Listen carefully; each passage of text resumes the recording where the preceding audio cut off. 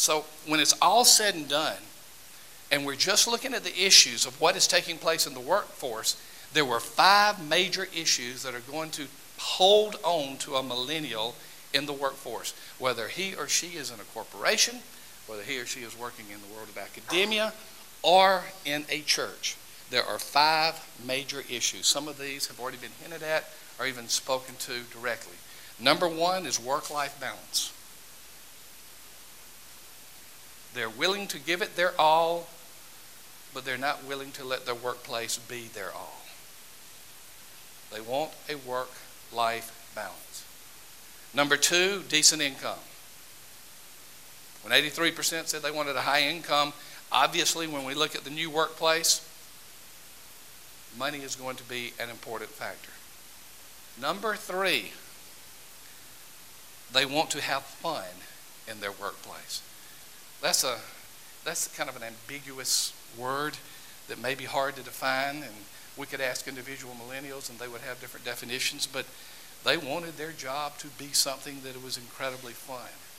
I find that word interesting, but I find the word interesting as well. I have learned now when I say something to someone and they say that's interesting, that could mean that they really think I am enlightening them, or that I am saying something that is so stupid they cannot think of an alternative word, and so they say, that is interesting. I don't know what the fun word totally means. It's kind of like I know fun when I see it at work, but I don't know exactly how to define it. And so I asked this 12 to 15 millennial Lifeway employees, I said, is Lifeway a fun place to work? And they said, most of the time, but not all of the time. And I could start telling you why they said not all of the time, but they would be more specific to our situation at Lifeway than anything that would be edifying for your information at this point. Workers just want to have fun. You know, you could almost get a song out of that. You know. I'm showing both my age and my youth. And number 4 is, we said work-life balance, number 1, money, number 2, fun, number 3. Number 4 is somewhat related to number 1, but there were different enough answers that we made its own category: flexibility. Flexibility. I was speaking to one of the sharp young men at Lifeway that works in our technology division named Matt. And I asked Matt, just incredible mind for all things technology, I asked Matt what he liked best about Lifeway.